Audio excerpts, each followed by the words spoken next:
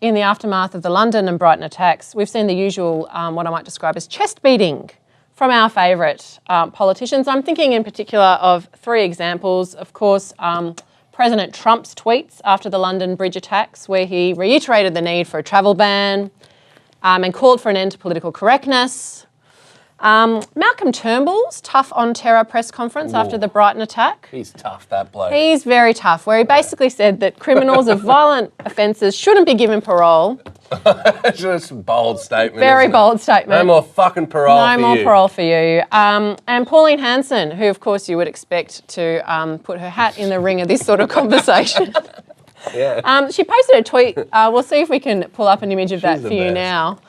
Where, as you can see, she calls for an end to Islamic immigration. And today she wrote a letter to the Prime Minister, which she posted on her Facebook page, where she called for those on watch lists who are not Australian citizens to be deported. Oh, yes. And those who are Australian citizens, for them to be interned to, I quote, neutralise their possible harm to this country. So, Has Nick, the letter been proofread? Oh, I don't know, but it was just, I guess typical. Groundhog Day and same old crap is what I thought, actually. It's just the same stream of Same bullshit. old stuff. Yeah. I mean, and they're obviously trying to deflect, running for cover, because they're all politicians under pressure in their own ways. I don't really blame them for that. It's there. They're politicians, Like, that's what they do. why would you take it, you know? Yeah. It's like in media, if your own network fucks up, there's a journalistic part of you that kind of wants to point it out and enjoy it. But the logical, smart part of you goes like, never talk about that. Go into the system and fucking nuke it. And that's that. And so I think, like, in fairness, if you're dealing with an impending light plane crash or, just... Figuratively speaking. Yeah, figuratively speaking. Or if you're completely losing credibility, all around the world, or never really had any to begin with, or if you're just Malcolm Turnbull, who's like just the grabbing at straws act, take the ball and run with it. And they're doing it. I mean, the Turnbull thing is interesting, actually, because on earlier this week on Four Corners, there was a story about Chinese influence in local politics through donations from Chinese nationals.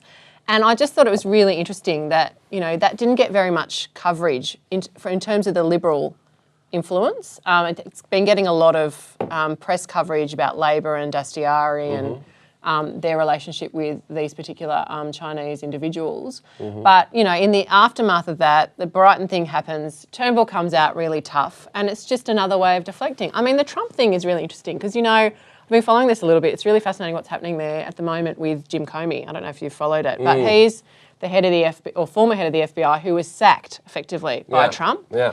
And it seems that the reason that he was sacked by Trump is because he's heading the investigation into Russian interference in the US election. I think Trump came out and actually basically said, he's just causing us too much trouble. So what is the guy, an idiot? Get the fuck out of here. So you've got these politicians who are obviously facing some sort of domestic turbulence, trouble, and who just will hold on to the, terror angle. Of course. Well, I sort don't of know a why you no-brainer, wouldn't. really. The thing that cracks me up about Turnbull is how he's shit at even that type of posturing. It just doesn't look real. Why was he on parole? I know.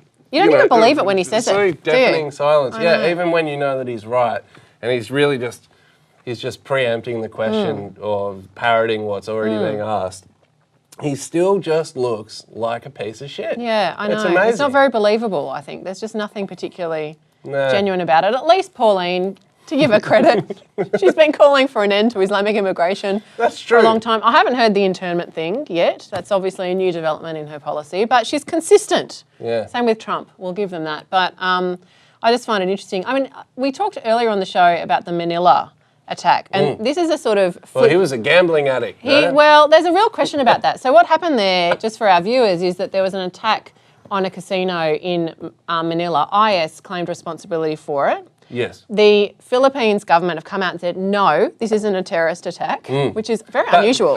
When that was in happening live, the Philippines government were like, nobody has died. And like you could look at those videos and you're like, looks like probably at least one person has died. I think there. about 37 people or something Yeah, died. it was 37 Yeah. in the end. Yeah. But I don't know what game that was all about. Well, it's bizarre because it actually just shows, their reaction shows how political the whole discussion about terrorism becomes and how useful, in a way, it is for politicians. Because in the Philippines, which I didn't quite appreciate till I read a couple of stories about it, there is actually effectively a civil war going on in the southern Philippines between the government and ISIS-backed militia. Yeah. So it's obviously in the interest of the government to say, no, what happened in Manila wasn't a terrorist attack. It was just some crazy person going on a gun rampage. Whereas here, you know, with... we want it to be ISIS so bad. We God, want it to be. let it be ISIS. And you just sort of... Have they claimed it yet? They're going to claim it. Let's just say they've claimed it. Okay, I think they've claimed it. I just think we just need to be alert to that. We need to be alert and alarmed. What was that expression? Alert but not alarmed. Alert but not alarmed. Yeah. Anyway, I just think it's pretty fascinating, and you've just got to really be taking what they say with a major grain of salt. Or not believing a single fucking word of it. That's right.